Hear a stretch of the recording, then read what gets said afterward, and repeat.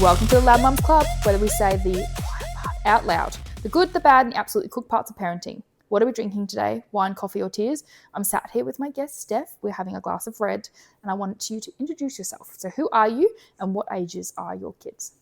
My name is Steph, and I've got 2 girls, and they are 5 and 1. And how do we meet? We met through book club. Our little botanic bookies. Shout out to the girls. We started, what, 3 or 4 Started months the year, ago? wasn't it? January? Well, we've done a I couple feel of like we had our books now. first meet in Feb. Was it February? Yeah. Yeah, I reckon. So if anyone's local to the Cranbourne Botanic Ridge area, reach out because you like to read. You're very, very welcome to come and join us. We'll give you the information.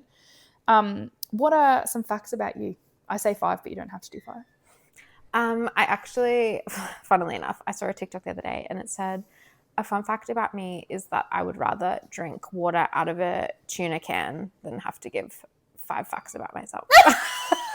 It's just like, so I guess that's a fun fact. People that hate like icebreaker, you know, like you go to like a new literally. work thing and it's like, Yeah. oh, I'm going to do an icebreaker activity. Yeah. Oh, well, fuck you, Steph. That's fine. You don't have to give me 5 facts about you. I don't have any fun facts. I'm such a boring Okay, human. so one fact is we've both recently built homes in the Yes. same little estate, which is Yeah. very exciting. The second fact is your husband drives a beautiful car that you hate. Yes, with a passion. Hate With a passion. it. Another fact is you have a child that is diagnosed on the spectrum. Yes, level And 2 ASD. You just came from Bali, which was a bit of a shit show because everyone got a little bit sick due to different Yeah, probably ailments and things. the worst time in my life. But also signed up for another holiday in 2 years' time with mum, so Yeah, so that's fine. can't have been that bad. On a scale of thriving to crying in the pantry, how are you going?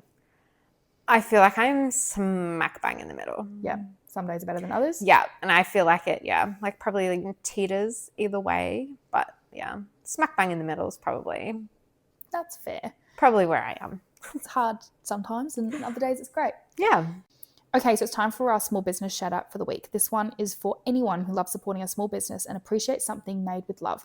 Not a mass-produced product, but something where every piece is made right here in Melbourne.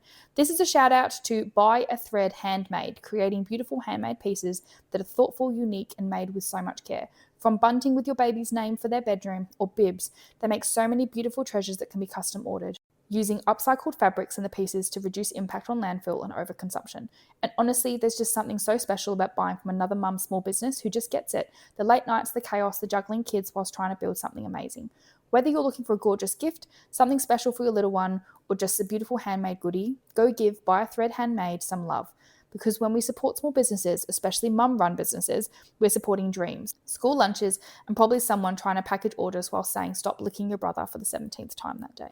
Okay, it's time for your mum fail of the week. Would you like to start or would you like me to start? My mum fail of the week is my dishwasher. When it finishes its little wash cycle, it has about 10 minutes of drying time at the end where the door pops open.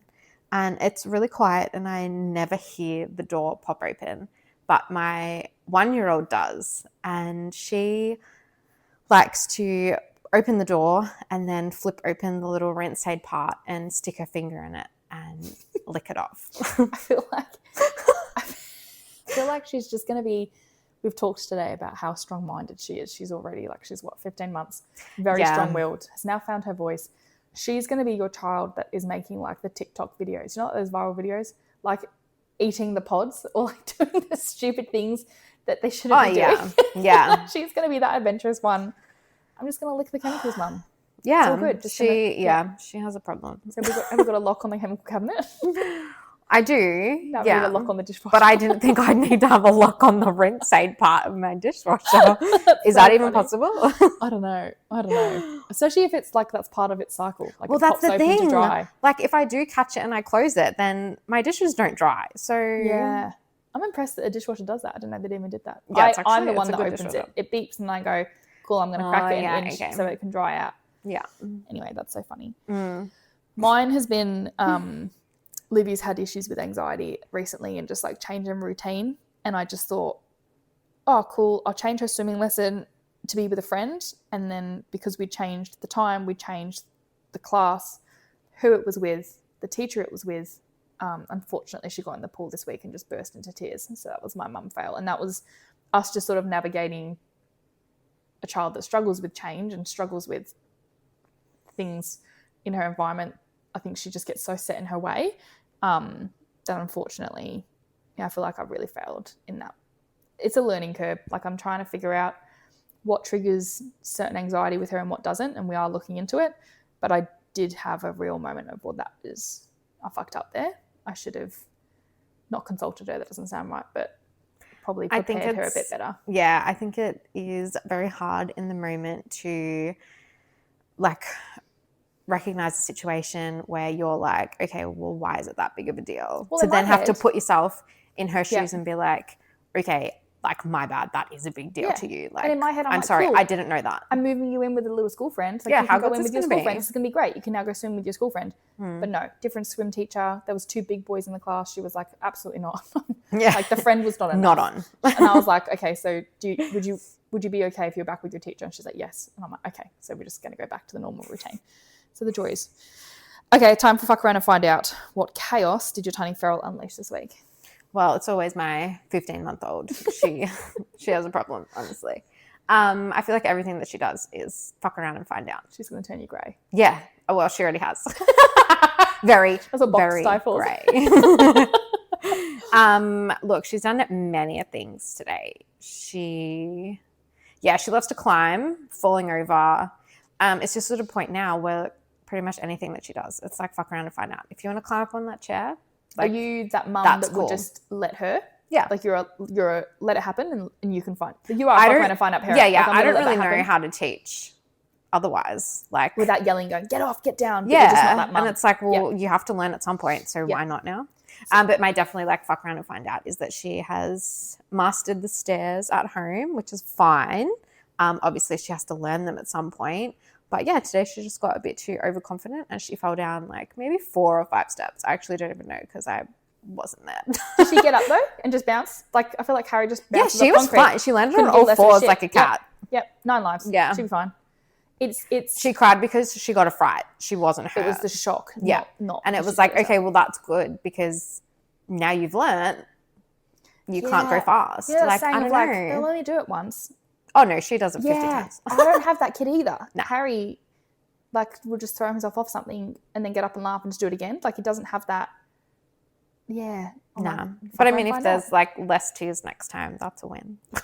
No, because next time it will be 8 steps, not 4. Well, that's okay. Thank God she can only go as far as 8 before the other stairs, 8. Are your stairs wooden or are they like carpeted? Or? So they're all carpeted except for the bottom 3. So as long as she doesn't fall like, you know, the bottom part, we're fine. Yeah. Like if she falls onto carpet, it's fine. That's so funny. Oh God, kids are just insane. I do remember both kids at that age. They're just in that like curiosity stage of like, what can my body do? I've now figured out how to walk. And then I don't think their brains have caught up with what their body can do just yet. Like there's still a bit of a gap. So or what the consequences are of like, I'm going to do this. Harry used to just throw himself off play equipment. So it was like the fireman pole would be there, but he wouldn't grab the fireman pole. He would just jump. So there was a lot of that happening. I have to say, actually, shout out to my best friend, Amy. We caught up and her daughter was like 2.5 and she remembers this moment distinctly. I've never seen a superwoman like moment like this. Like, you know, you talk about like mums lifting off cars off their babies and things. Yeah. We were sat on a park bench catching up and her daughter Peyton was running around. She would have been 2.5, 3.5. And she did exactly that. She went to go just throw herself off where the fireman's pole was. And we were watching, like, you know how you kind of like, you're watching, but you're talking? Yeah. So we're watching and we're like both looking at her going, nah, she wouldn't do that. There's no way she would do that.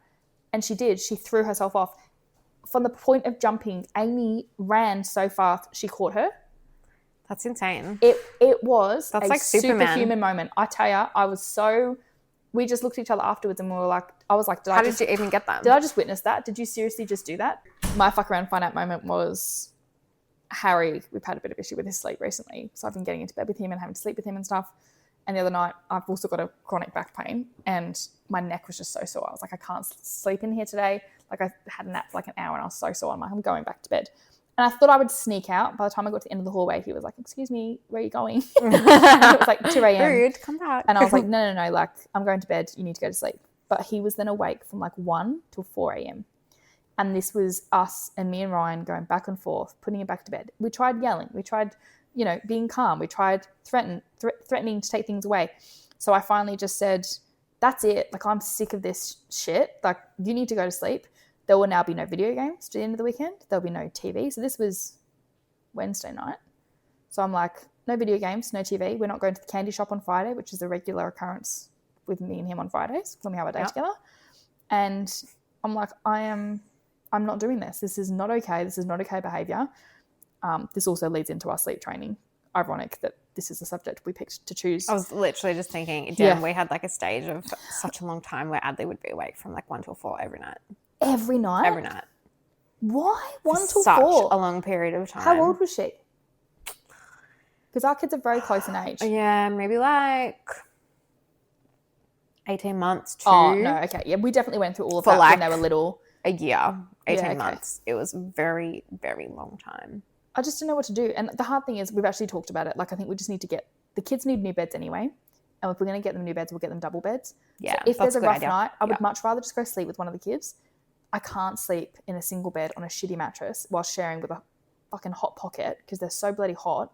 I just can't cope. So I'm like, all right, let's put a system in place that if it's a bad night, which doesn't happen often, but if it's a bad night, then at least we've got the right system set up. Because the only night I've ever slept in a single bed with my eldest was the night that I came home from the hospital with her little sister. You just then wanted to cuddle with her big sister. She just like, obviously, like it's the first night I've ever been away from her. Obviously being in the hospital the night prior, having her sister. So you only had one night in hospital with Emmy? Yeah, one night. It actually wouldn't have even been a night if I had gestational diabetes. So they had to test her blood sugars. And because it's like, I think it's 2 hours apart and they had to do it 3 times, it pushed us over to midnight. So they said, we can't.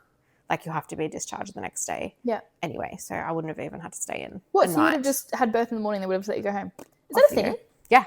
Really? Yeah. I thought you had to stay a minimum of one night. I think for second births, like if you know what you're doing and you're comfortable and everything's fine. God, what a dream. Imagine giving birth in the morning and then just going home in the afternoon. That would have been my dream. If she came out a little bit earlier, it could have been my reality. So yeah, I went home, obviously exhausted because you didn't really sleep in the hospital. Yeah.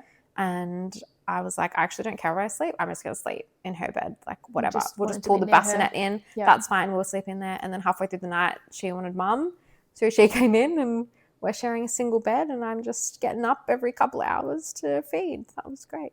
And she didn't care? She was just happy that you were there? Yeah. She just knew you were there? Yeah. She just wanted to be close to mum. Yeah. Harry does this thing when I am in bed with him. Like he kind of forgets that I'm there, rolls over, gets comfortable, and then obviously must stir and wakes up and then puts his hand on my face. Yeah. Or like comes up and like headbutts me in the nose because he wants to get close to me. Yeah. And I'm like, oh God, it's just not viable option. It's not fun and it's not nice, but it's also like, oh, how sweet that they want me. I know. But can they just not want me between the hours? I do have those moments of like, between 7 p.m. and 7 a.m, don't fucking want me. Yeah, don't want me then. Sleep. After that's fine. Yeah. But this leads perfectly into our this week's subject of the village verdict. Sleep training, yes or no? Because we are both on very different ends of the spectrum with this. I am a die-hard sleep trainer girl. Like, I think everyone should do sleep training. Other than the issues we've had with Harry recently, my kids have slept 12 hours a night since they were little because we put sleep training into place from the very start. But before your daughter was diagnosed, did you ever try traditional sleep training methods? I definitely researched them. I definitely bought more programs than I should have. Well, did I ever put it into practice? A little bit there. How old was Adley when she was diagnosed? She was only recently diagnosed. It's been suspected, well, for me, it's been suspected since she was about 12 months old. Yeah. By professionals, it's been suspected since she was probably 3.5. And she's just been formally diagnosed, like, just prior to turning 5. And she was diagnosed with?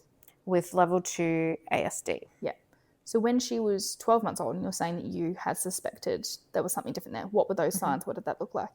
Her favourite toys at that age was stacking cups and multiple sets of them. And she would carry them everywhere. Oh. And, like, if they dropped, it wasn't a meltdown, but, like, the speed at which she could put these multiple sets of cups back together, like, it's better than what I could ever do it. Yeah, okay. Like, that was just her thing. Like, she loved her cups. And then she was probably obsessed with the cups for a good maybe like 6 to 8 months. And then she moved on to pegs, which was like color sorting pegs, putting them on any surface that they could get on, putting them on her hands, like putting them on her feet. But like a full obsession. Yeah, she just loved pegs. Cups and pegs. How interesting. And then for you, that was like there's a real kind of focus on this one thing. Yeah, I feel like the biggest like flag for autism is like playing with toys not in a like purposeful or the way that they should be played with. Okay. Yep. So like, you know, stacking cups, it's like, okay, well, you stack them. Like you Yep. make a tower out of them. Yep. But she was like, no, these are my security cups and they I have to carry be them with they me. have to be in the right order and I carry them around. Like it's Yeah. not like we build with them Yeah. or like, you know, It was a security thing. That's a good way to put it. Yeah. It was like a security blanket. No, I Yeah. have to have these with me at all times. Yeah. Oh, that's so interesting. So we say before your daughter was diagnosed. So obviously leading up to 12 months, 0 to 12 months is the fucking hardest part of trying. I never thought I'd have to teach my kids to sleep. And as a huge sleeper, hoped and dreamed that my kids would just be big sleepers. Didn't end up being that way at all. Didn't have to expect to teach my children how to sleep. That was not on my list of things I was concerned about as a parent of what challenges I'd face. But yeah, so before she was diagnosed, what were your thoughts on sleep training and like, had you looked into it? You said you've obviously bought more things. Is that like those online courses? And just even more for me, like obviously as a first time mum, you have absolutely no idea what you're doing. Like, I don't know how long like they should be awake for, and the wake times was a game changer in itself. Like just learning 100% how long a child should be awake. Okay, now that they're overtired, like cool. Yeah.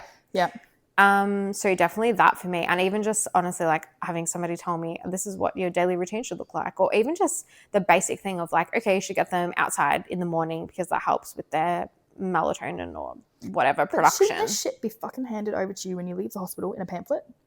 I could literally make a 2-page trifold. Yeah. With these are the wake times. This is the expectation of 0 to 12 months of how long.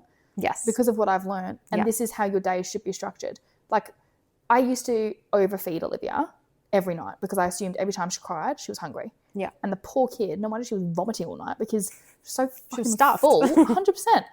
And I think that really simple, it should be a government mandated document of like this, not saying you have to sleep train your child, but here's a troubleshooting document. Just understand that at 3 months, your child shouldn't be awake longer than an hour and a half. Yeah. And if that means you go for a drive, or you go for a walk in the pram or whatever, and try and get your child to have a nap, even if it's for 10 minutes, you'll set yourself up for success. Because it was just a shit show, an absolute shit show. I mean, I don't really remember too much like now, and obviously in the throes of it with another child, it kind of blurs together. Amen. I get that. Yeah.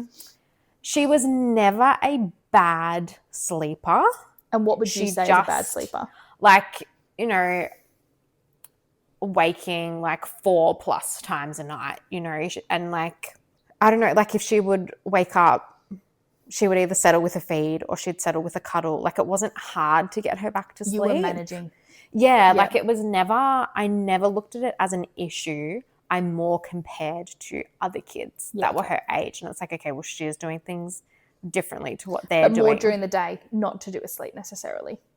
You were sort of probably just surviving. Both. Yeah, okay. Because it was kind of like, okay, well, maybe my baby's sleeping through the night. And you're like, okay, why is my baby not? Yeah. Yeah. Or the people that say, my baby sleeps from 7 till 7. They sleep through the whole night and they only wake up twice for a feed. And it's like, that's not sleeping through the night. That's still waking up twice for a feed. That's definitely not sleeping 7 till 7. So what? I'm talking 7 till 7 when my kids slept 7 till 7. And I don't have to respond to them. I would wake up in the morning and my boobs would be bursting and I would be like, one of my children are dead. Yeah. Like, I've accidentally turned off the monitor. Or they've rolled over. They've suffocated. Yeah. Speaking of, my mum babysat the kids once. And I don't remember if it was Livy or Harry. I have a feeling it was Livy. But mum woke up and checked the baby monitor. And she was not in the cot. Like not in the travel cot. She's looked at the monitor going, fucking hell. And this is when they sleep with no blankets. There's just the cot mattress and just her sleeping bag. Mum's like, fucking hell, she's escaped. Runs into the room. Can't find her anywhere. Under the fucking mattress. Oh, wow. Yeah. Mum nearly had a fucking heart attack. She's like, Jesus Christ, she's going to die of SIDS on my fucking watch. Or how suffocation. Did she get under there? No idea. Like I said, I don't know if it was Livy or Harry. Probably Harry. But one of the two. And she was just like, How does that even happen? Like, and didn't stir. Didn't like wake up on the camera or Yeah, like no movement. no, just nothing. Mum's like, stealth a child under has there. escaped. Yeah. Just insane. That's fucked. But it's also hard. Like, we've also talked about comparison parenting and like, if you have a child on the spectrum or you have your suspicions at 12 months, very hard to not then sit there going, well, my child's not doing that. Yeah, literally. But even like, to be fair, even me and you, like listening to how good she is at reading, like. She's definitely, and I feel like that was why she was probably brushed off for longer than what she should have been, is because she is quite intelligent. She's book smart. She's quite literally, but she's very intelligent. She's not delayed in that regard. Like her speech and her social development is delayed. Yeah. But everything else, like academics, So she's probably interesting, ahead. isn't it? Like, and then also, you don't know with Adley, like what her internal thoughts are. So like, exactly, she can't could be the communicate that smartest. verbally yet. Yeah, she could be one of the best politicians in Australia right now. Probably better than half the shit that's going on. You just wouldn't know. Like, well, that's what our psych said. Like, you know, she could be the next prime minister. Well, the autistic people of the world, like they're the ones that are, saving it. Engineers and mathematicians and makes sense. All of that. And it's that hyper focus thing too, isn't it? It's like doctors, surgeons, like. I'm conscious what I say about my brother because he's now an adult. He's got his own life and career, but like as a kid, utterly obsessed and would have these like hyper fixations on, like we watched The Jungle Book on video. Like this is, I mean, that's showing my age a little bit of like we used to have videos, but I remember watching that with my brother. Yeah, but we would watch it and rewind it and watch it and rewind it. So he'd watch it 6 times in a day, but we'd like destroy videos. Like they would get so worn that we then had to throw them out. So it was like Jungle Book was to start, and then it was Toy Story, and then it was, you know, as each year went by, like it was a different, obviously, obsession. And then he had this insane obsession with history in the military. And I don't know if that's partly because Dad's military, but this just like hyper fixation, and even now loves history. Like went to uni, did a double degree in Chinese history and forensic science. Please tell me what the fuck you're going to do with that. But that was what he was passionate about, and that was what he was interested in studying. And I don't know anything about Chinese history other than the Wall of China. And even then, I don't even know what the Great Wall of China was built. Was it to keep the rabbits out? Is that like the fence? I don't know. I have no idea. I don't know. But like he obviously just has that. There is a part of him that just has this hyper fixation. And yeah, that's very interesting. Yeah. And he was like, Mum did all the testing when we were little. I mean, this was 25 years ago. I just feel like it wasn't a thing But then. back then, you were put into a bucket or you were putting into a specific category. There was no spectrum. Anyway. Or you're the weird kid, and that's it. That's where it ended. Well, this is the thing too, right? There's 4 years difference between me and my brother. So when we were kids, we had nothing to do with each other. He was the quiet kid in the corner. I was there, as I'm sure you're so shocked. But like, we had nothing to do with each other. And then I look at my kids, and they are just don't leave each other the fuck alone. Like they're constantly fighting, or they're playing beautifully. That's fine, but like, they don't leave each other alone. Whereas me and my brother had nothing to do with each other. I really mean nothing. Until we were in our teen years, we had nothing to do with each other. See, me and my brother are 5 years apart, but like we were close. Yeah. We were probably, they're always fighting. But then I feel like we, went apart. Like when I was a teenager and I was like, ew, what's this loser doing hanging around me? Get away. Is he older or younger? Younger. Yeah, okay. Yeah, 5 years I definitely younger. had that, like, he's my annoying little brother. But like he would like at some point we got a trampoline and he'd come home and he would then just go bounce on the trampoline for hours. Like from the moment he came home from school to dinner time. Yeah, right. Like, so I would just then go do what I wanted to do. Like sensory input maybe? Definitely mate. Yeah. Something. I don't think he'll ever listen to this podcast, but like just so interesting how every kid is just so different. And different. You just don't know. And that's why they call it a spectrum. Yeah, 100%. When did you realise that normal sleep advice just wasn't going to work for your family? I don't know if I ever realised that it wasn't going to work. It was just... not working. It was just this gut feeling that I had with her. And I don't know whether, like, I obviously suspected that I am also ASD. Yeah, we've had that conversation. Yeah. So I don't know if it's like, kindred spirit. I just recognize that this isn't going to work for her. Like it's just not going to happen. And I also was like, obviously did a lot of research, into like alternate sleep training, like, like the possum's approach and all those kind of things. Is there much out there for kids on the spectrum sleep training or not really? Not necessarily like for kids on the spectrum, but it's more like, okay, I don't want to do the traditional sleep training of letting them cry it out. Yeah, but like what else is there? And like, you know, I feel like if you don't know anything about the possum's approach, that's like the kids will take the sleep that they need, which I don't if I let my kids do that, yes, I don't necessarily agree with that either. But I was like, I feel like we're just somewhere in the middle. Mind you, she did stop napping completely before she was even 2. Like she was on 1 nap a day well before she was 12 months old. Like she was just very low sleep. I think that's an ASD thing in regards to your daughter specifically. She's so eager to learn and so curious. And that was something. She almost has fear of missing out. Like she 100%. Just wants to be awake. And we always said that from such a young age. She's a FOMO baby. Yeah. And like, you know, people are like, oh, you know, that's not a thing, whatever. And I'm like, no 100%. I know that she is a FOMO baby. Yeah. I don't know why. Yeah. But I it's know. the way her brain's wired. And I also think she's just desperate to learn. Like we've just talked about her going to school. Like she will thrive because she'll be getting to learn all this new stuff. She'll love I think she'll struggle because it will be behind where she's at. I think your school's going to have to get their shit together and challenge her because I think she'll be sitting there bored. I really do. I'm a bit worried about that. Yeah. And that'll be a conversation. You can come back on next year and tell us how it's going. Yeah. But having said that, like with my second child... Different signs? Like no signs of the same? Oh, no signs at all. No, she's just a little ball buster. Neurodivergent. She's just, yeah, she is. But also, isn't it crazy? Like I didn't expect, because my kids are 14 months apart. I didn't expect them to be so different. And yes, I have a boy and a girl, so it's not like it's 2 girls or 2 boys, but they are chalk and cheese. It's fascinating, isn't it? Because you are the same parents. So yeah. I didn't expect it so young to have such different personalities and 2 little people and such strong-willed personalities. Like I've talked about before, how do I break their will to my psychologist? And she's like, no, you need to nurture it. And I'm like, no, fuck off. How do I break it? Like what's the straw that will break their back? Listen to me. Fucking listen to me. No, So you just find that she's completely just a different kid. She's completely different. And I also find with her, like in terms of sleep training, she responds better to traditional sleep training. And with her, I understand, like, okay, you're just whinging. Like, you're not actually crying. You don't want me. You've just woken up. You're really shitty that you've woken up. But your husband's quite full on. James is pretty and you'll get hands-on with him too, with her too, isn't he? Yeah. He helps settle a lot. He helps do those sort of wake-ups and resettles. Yeah, for sure. That makes a huge difference. For some reason, she sleeps better when he puts her down. So, are you a softie, though? Are you, like, you feed into the whining a little bit or not? Or why do you think it's a thing, him versus you? I don't know if it started from when she was little and I was breastfeeding and whether it was the milk, that she could smell the milk. So when I put her down, it kind of didn't put her into a deep enough sleep. But that's just kind of continued. Not that I'm mad about it because it's not he does bedtimes. Yeah.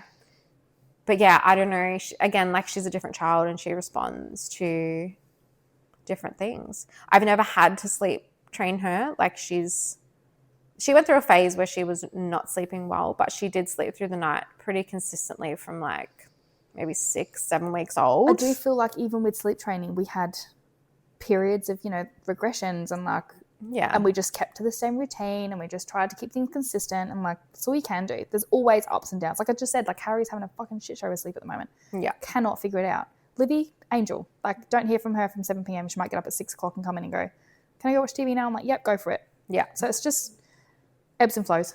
I mean, that's just parenting in general, really, isn't it? Literally, yeah. Do you feel like sleep training is often promoted as a bit of a gold standard? And did you ever feel like you were failing because it wasn't working or you weren't following all these guides? And yeah, 100%. Yeah. 100%. And I don't know if that is, like, is it influencer culture where, like, I'm sure anybody that's, trying to sell a sleep training manual, they're going to be giving it to an influencer. So then that's what you're going to be seeing. Like, are they getting paid to promote this, even though it might not be working? And also, who's posting at 4 a.m. with them awake with their kid? I don't think I've seen a single influencer post realities of what a night looks like. No. With a difficult child or like a colicky baby. Like, yeah, okay, they might wake why up and be would you? Because that's not what you're going to be doing. No, but that's not what you're going to be doing. If you've got a kid who just will not stop crying, you're not going, oh, I might record this is a good opportunity to get my phone out. Like, you're going to be pulling your hair out going, what the fuck is wrong with my child? Like, why can't I settle them?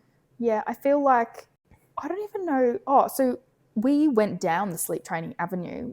Libby was about 3 or 4 months and I was rocking her to sleep at night. like mine with sleep Yes, experiment. I feel like you mentioned this. And I got to the point of rocking her so aggressively and having a moment of like, holy shit, this is why people shake babies. And I had to actually put her down in a cot. And I had a moment of like, fuck, like I need to calm down. I'm getting frustrated at this tiny little person that doesn't know what's wrong. And I had to wake James up and I said, you have to take her because I'm going to hurt her. Yeah. And that's so I can't. real and honest and raw because it was like, oh, holy shit, I fucking see why people shake babies because I am not okay right now. I'm getting really angry at this little human screaming at me and hasn't stopped screaming for the last 2 hours. So the next day I said, we need to do something. And this was also in COVID. So we didn't have the option of like the council family run, or we didn't have the option of the sleep school or the help. We couldn't see the maternal health nurse whenever we wanted. It was quite restricted and didn't have family, didn't have the option of having my mum come and stay for the night or my mother-in-law, because both of which would jump on the opportunity and would have come and slept on the couch, wouldn't have given a shit and taken a night shift, like totally fine. But also felt like because of COVID couldn't ask either. I reckon they both would have broken the rules to come and do it. But but you don't want to put anyone else at risk. My mum's also a nurse, so like I couldn't put her at risk. Ryan's mum's a carer of NDIS participants who have multiple complex disorders and things. You can't risk her getting sick. So really hard. And we went down the sleep avenue and we didn't do the hardcore sleep training of Cry It Out. It was the lady that we ended up hiring, shout out to Happy Sleepers and Christine, was a way of doing it. Was like you're in the room and you stay in the room until they stop crying. And then you like move after 3 nights, you like aren't right next to their cot. You move a step out and you slowly move the chair out. And then like you spend the night on the outside of the door. And like, it was quite gradual. It wasn't quite so hardcore. Not harsh. Not the I've heard leave your child and if they vomit, don't make eye contact and just change the sheets and that's put them down. A bit too full on. And I mean, I've also had to really work on empathy and whilst becoming a mum, because I grew up in a household, unless you were dying, bleeding or dead, you got no kind of sympathy.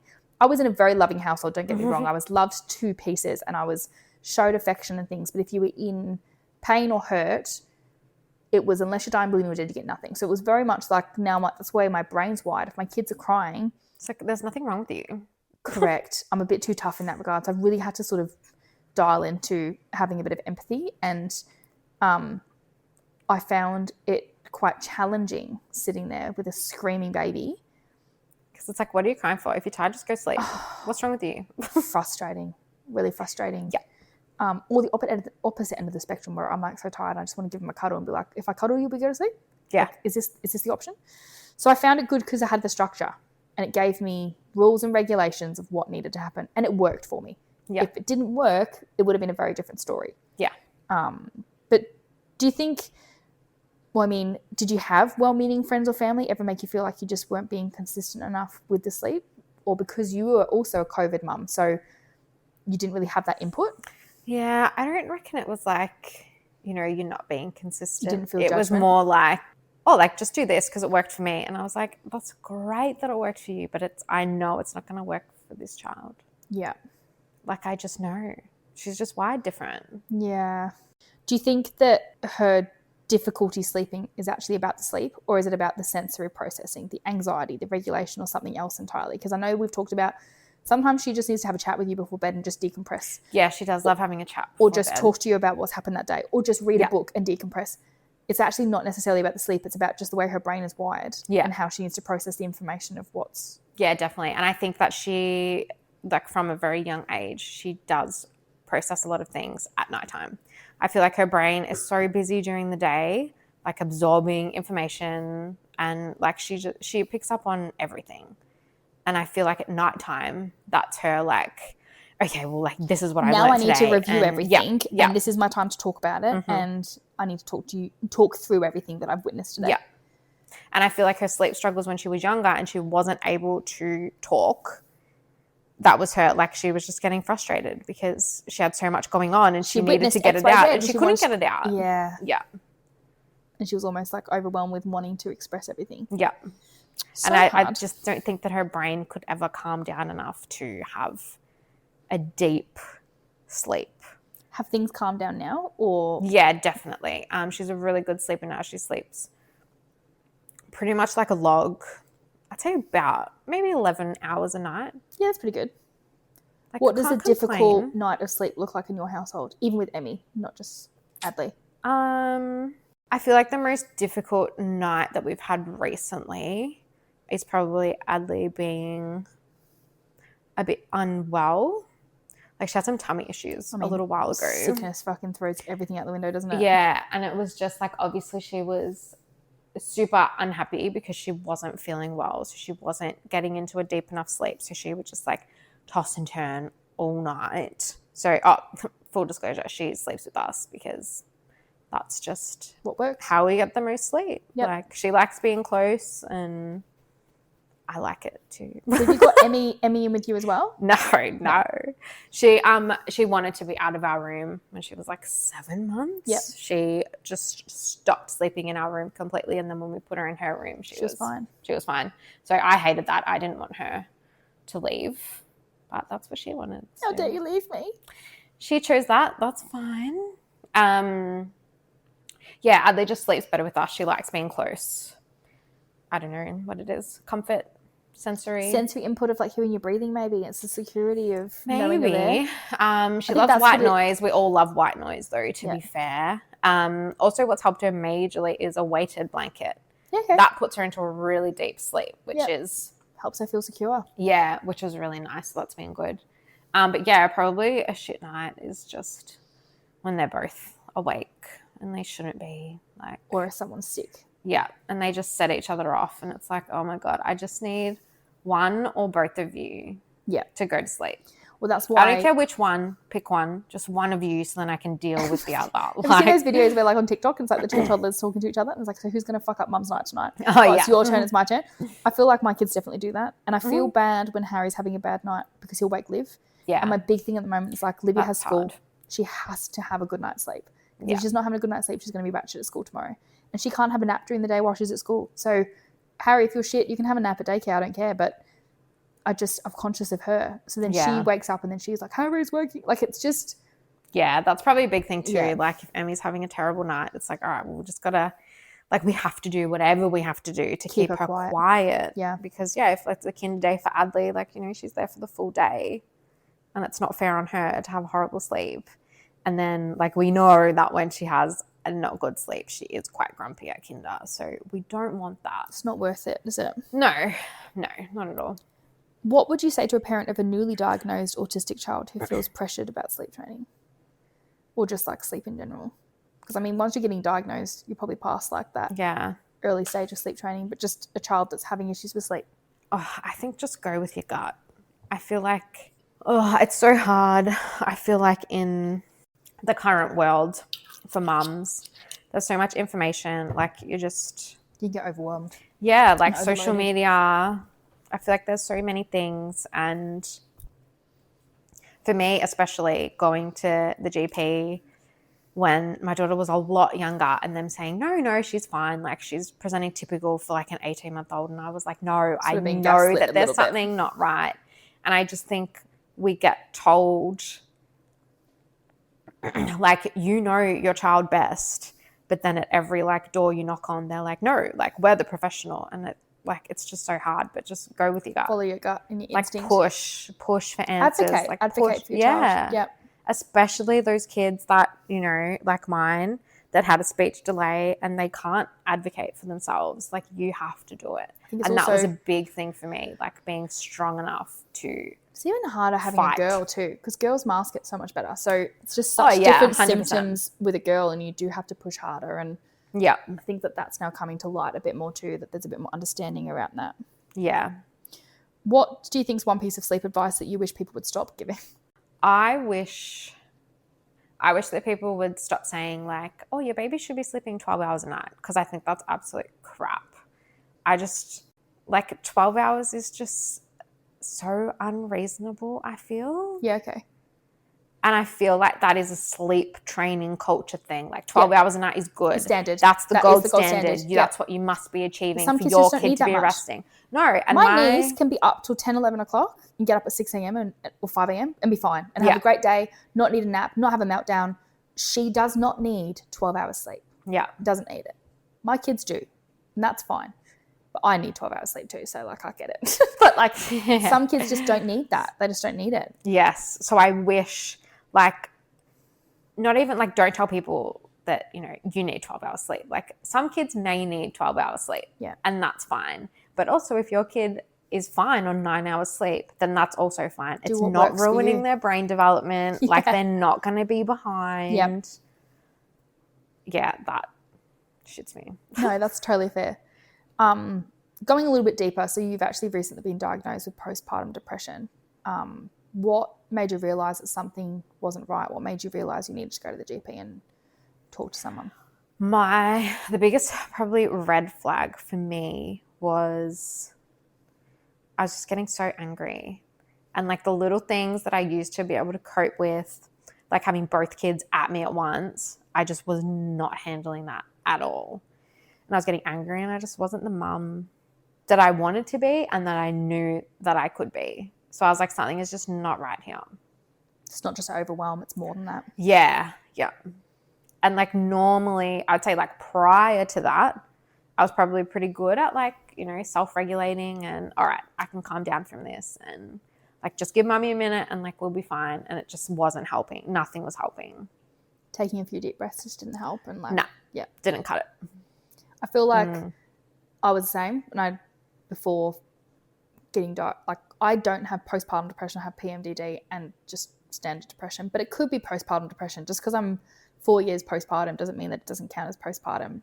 I don't know what the limitations are on that. The GP said it to me and I don't remember if it's 2 years or 3 years post-birth. Okay. But it's a lot longer than what because I feel like I thought. Also, I think having kids just can trigger a lot more. Like it triggers that like childhood stuff. And I just used to wake up 10 out of 10 already being angry. Like, how dare you fucking wake me every day? And it was just, I was not okay. I was not coping. I was not, everything would set me off. A spoon left in the sink, fucking fly off the wall.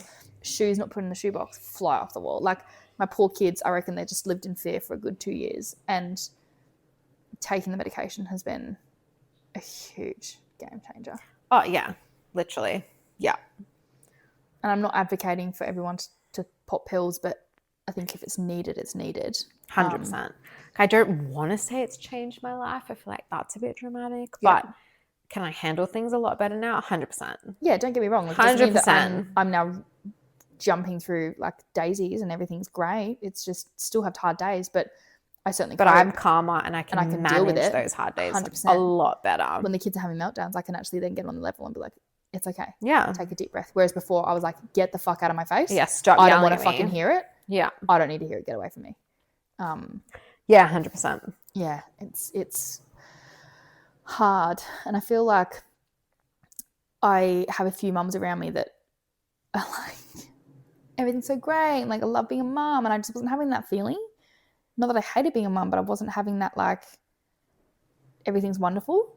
I was like, this is sort of like the hardest fucking thing I've ever done. Tip the other way. Yeah. And you're like, why am I actually not enjoying this? Yeah. And why am I not enjoying it? That's actually perfect. Why am I not enjoying being with my kids? Yeah. And definitely glad that I seeked out help. And yeah, definitely. I still feel like there is a lot of stigma around it, especially, again, social media. I'm really hating on social media at the moment. Yeah. But I feel like it is. It's all the daisies and the rainbows. That's what's shown to you. And you feel like if you're not competing with that, like if you're not at that level, you're doing it wrong. Yeah. Yeah. Like there's something wrong with you. Or what's wrong with me? Yeah. Yeah.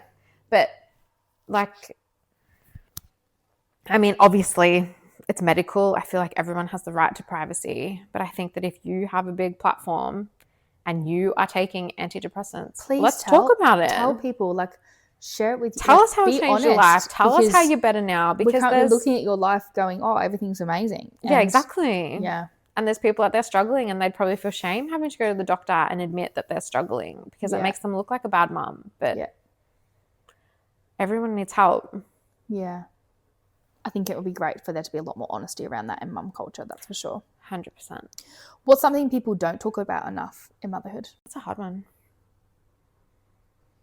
I think we've I could write a massive list on things that people don't talk about. And nobody told me that my 15-month-old would be eating the rinse aid out of the dishwasher. No one told me that. To lock the chemical cabinet but not lock my dishwasher. Yeah. I don't know. Like, I just feel like there's been a lot of stuff that I didn't think I'd be stressed about. So like I really thought like my biggest stresses would be, is the bottle the right temperature? Is the bath the right temperature? Oh, that's the not easy part. But that's now. what I thought my hard parts were. And I thought, yeah, like prior to having kids, I thought that was what the challenges would be. But right now it's like, am I enrolling in the right school? Yes, nobody talks about that. I need a book on that. Am I at the right kinder? Is my child hitting the milestones? Oh, they're not hitting the milestones. What do I do now? Does that mean something's wrong? Yeah. Or are they just behind? What are the when pathways? do I worry? Yeah, like, and literally, where's the manual? Where is the manual? Because I almost want like, those like, the magazines, the girly magazines you used to get, and it was like, who's your dream boyfriend? And it was like Chad Michael Murray. Like, yeah. And it'd be like, do you like men with blonde hair? Yes or no? And you'd like go down I feel like we need something like that, but for like parenting. Does your child sleep at night? Yes or no? Okay, no. Go to that bubble. Okay, literally. And then feed down to like because I obviously understand there's so many things out there, but it's like I could get really overwhelmed looking up everything on Google, and yeah, like I just thought parenting wouldn't be this stressful. I didn't expect it to be this stressful. No, 100%. I didn't think. Stress about things that I never thought would be something I would even have on my radar. Yeah.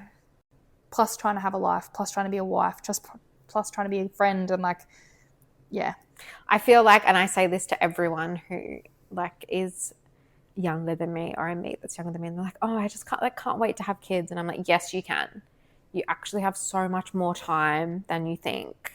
I say that to my friends that don't have kids. I'm like, go and enjoy your Sunday breakfast alone. Go travel. Go be able to walk out the house without having to pack a whole bag. Yeah. Go travel. Go see the world. Enjoy sleep in. Don't get up at 7 a.m. on Sunday to go to the gym. Fuck that. Go at 10 a.m. Have 100%. The fucking sleep in, because to tell you what, once you have kids, that doesn't exist. Yeah. And I know it sounds a bit like cliche, like, it's so hard being a mum, but like. No, but literally, you don't realize how much time you have. Correct. And don't get me wrong, you can still travel with babies, you can still do all the things, but like it just sucks. Different. It just sucks. It's just different. I actually saw this really funny thing, and it was like, having a baby, doesn't change your whole world. And there's like videos of like everyone traveling with their babies. Oh, please. But having a toddler does. And then it's a video of trying to travel with a toddler. Yeah. The toddler's having a meltdown in the middle of like Venice. And you're like, fuck that. I'm not fucking traveling with a toddler. That's for sure. I said this morning to my husband. We were out at breakfast. And Emmy, the 15-month-old, she was having a little tanty in the high chair. And I was like, God. I missed 12 months ago where I could just chuck her on the boob to keep her quiet. But we also we used to go for breakfast every Sunday at the coffee club. That was our routine every Sunday as a couple before having kids. And we came back from our honeymoon and we'd go do it. And we'd be like, oh my God, this is like so great. Like when I'm married. How fun is this? Then I was pregnant and I got really bad sickness. So we had to stop doing it because I couldn't fucking handle the fucking food. But once the baby's born, then COVID and shit. Yeah, fucking oath. But now it also costs us, we went for breakfast at the weekend. It cost us $100 for us. Yeah, that's ridiculous. And we were just like, sorry? Like, sorry? And also, do the kids enjoy it? Do you even have a good time? Don't even fucking finish half the fucking food, or like we're constantly the whole time sitting there going, can you use your inside voice, please? Please stop yelling. Please stop yelling. Hey, sit down. Hey, quiet. Yeah. Stop yelling. Hey, use your inside voice. Yeah. Shh. It's just like a different experience. Don't get me wrong. It's great, but it's also nice. Like we go have a dinner together, and it's so nice having an adult conversation that's not interrupted. Or being able to like eat your food at the pace that you want to eat and not have to shove it down because you as soon as your kids finish, you have to leave. Like they're not going to sit here and patiently wait for you to finish your meal. Like, you need to be at the same pace. So if Harry's hoofing down pancakes, I need to hoof down my eggs Benny, because if he's finished, that's it. We got to go. Like there's no. Yeah, it's funny. You don't realize that stuff before having kids. No, you don't. What would you say to a mum listening who feels like everyone else is doing motherhood better than her? They're definitely not. I think that comes back to this honesty of like online presence and like people just posting the highlight reel. I feel like anyone can look like the best mum in the world for a photo and a 60-second reel. Like anyone can look like the best mum. Yeah, I just feel like don't compare your bad days or your struggles to someone's highlight reel. Yeah. Like you're always going to feel bad about it. And that is the problem with our current culture, isn't it? Yeah. Don't do it to yourself. Yep.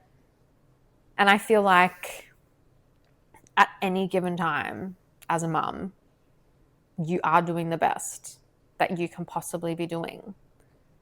And even if that is having a bad day, you're having mental health problems and stuff, you're still doing the best that you are capable of. do in that moment. Yeah, correct. Yeah, I agree. So no one's doing it better than you. They're just doing it like whatever you're seeing of that moment that you think they're better. That's just their best at that point in time. That was the highlight of the day. Yeah. Yeah. And that'll be yours tomorrow or that'll be yours next week. Yeah. Like, and let's be honest, not many mums are posting when they're locked into the toilet and they're trying to just get a moment of peace. Or like, yeah, literally. Isn't it true though? Like, that's another thing. Enjoy pooping alone. Yeah. Enjoy it. Yesterday we were doing karaoke in the kitchen with Liv. Like we had the microphones out and we were pretending to sing. We were doing like, you know, singing Shallow by Lady Gaga and having a great time. And I was like, all right, I need to go to the toilet. So both kids then followed me to the bathroom. I'm like, guys, I understand we've just had like 45 minutes of like one-on-one time. Like it's been so much fun. Please leave me alone. I need 5 minutes to myself to be able to go to the toilet. Get away. And then they wouldn't. They kept coming to the door. I'm like, guys, I just need 5 minutes. I will be back out there. I will be back one-on-one. Like I will come play again.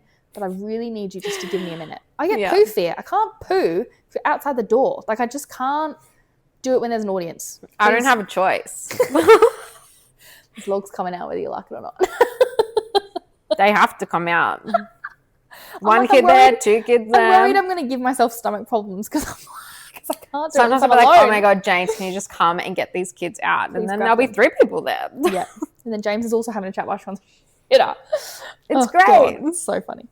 What's your, this made me feel human again outside of motherhood? Oh God, I don't think I've found it yet. Are you enjoying book club? Are you enjoying getting out? I do. I really love book club. But you are a big reader. You do. I also love reading. Yes. You do your audiobooks when you're putting the kids to bed, and yeah, I do all of that. I normally have like 2 to 3 books on the go. And did you do that before having kids? Yes. I've always been a big reader. I feel like it started with Harry Potter. Yep. I definitely went off it. Not that I went off it, but I just didn't prioritize it when I had my first. And then I actually got back into it when she was having her periods of waking up for multiple hours a night. And I was like, oh my God, I'm just hating this so much. And then I was like, why don't I read a book? Yep. Like I'm awake. Give yourself something to do. I can have my phone light down really low and I can actually be doing something that I enjoy at the same time and not as just being scrolling. there for her. Yeah. Yeah. So I actually started reading and I would do most of my reading between like the hours of bloody 2 and 4 o'clock in the morning. Yeah. And that made me get back into it again. And then, yeah, I've sort of kept up with it ever since. Even when I had Emmy, I was like, you know what? I'm not going to get angry again at the overnight wakes. I'm going to use it to do things that I enjoy. Yeah. Do you do anything else other than reading? Have you got any other hobbies? Other than coming to my house and drinking wine? Other than that. Oh, I love doing puzzles. Oh, that's so cute. I love puzzles. How do you find that with 2 small children then? I don't. Yeah, as I say, it's so hard. What's funny is that my dad also loves doing puzzles, so he normally has one on the go at his house. Yes. So like, nice if I need a break, I normally go over on a Wednesday where Adley's at kinder and I've just got one. Yes. And they've got it like up high on a table. Out of reach I can of a just baby. be like, sweet, like let's just do a puzzle for like an hour. Our kids love puzzles, so I'm very happy to sit down and do a puzzle with them. But I also love a puzzle. So we've got a few like bigger puzzles that I've done. Yeah. And especially during COVID, I fucking love doing puzzles. But I would leave it on the dining table. So like when the kids were tiny, no issue. Just leave it on the dining table. But now they're both 4 and 5. So they will touch it or they will. Thing is though, the knock off a piece and then you never find it again. There is nothing worse than finishing a puzzle and there being a piece missing. So my daughter likes to eat the puzzle pieces. So which one? The youngest? The youngest, yeah. We've lost a few puzzles because she's eaten pieces. So yeah, that's a bit frustrating. I've seen these mats you can get though. Yes, where you can roll them up. Yeah. So I'm like, maybe I need to invest something like that. But to be fair, I built like a book nook. So a little puzzle-y. That's cute. It was super cute until Harry pulled it off the shelf and smashed it. Yeah, okay. So now it's in pieces on top of my book nook, on top of my bookshelf. And I was so upset because I was like, it was a little mini bookshop. That's I had a light. Cute. Oh, it was so cute. Ryan got it for me for Christmas. It was such a thoughtful gift. And then, Harry's pulled it off the shelf and just smashed it. And I'm not really that fussed. Like, I'm not a materialistic thing. If you broke a pair of shoes. that was mine and I built it. And I built it and I put my time and effort into it. And the problem is, I threw out the box and the instructions. So I now can't remake put it back together. I don't even know what brand it is. I don't know how. That's so annoying. I'm annoyed. I am really annoyed.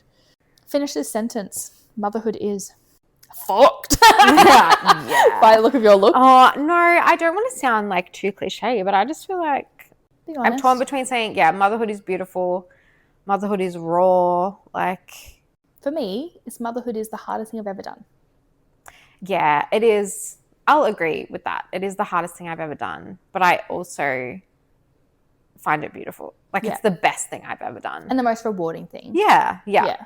I feel like I'm going to sound like a total loser. I feel like that's my hobby. I've always wanted to be a mum. Yeah. I'm now a stay-at-home mum. Yep. Like, I genuinely enjoy spending time with my kids. Yeah. I love coloring. Yeah. I love building Lego. Yeah, but that's like, my dad. Dad also loves building Lego. Yeah. I don't know. I just love playing with them. I love being with them. That's beautiful. I love that for you. Not for me, but yeah, great. I feel like for a you. dork. I mean, I definitely have struggles, obviously. I always said I'd be a mum. Hard. I always said I'd be a mum, whether it was naturally or whatever happened. Like, if I couldn't conceive, I said I'd always be a mum. Like, it was not an option.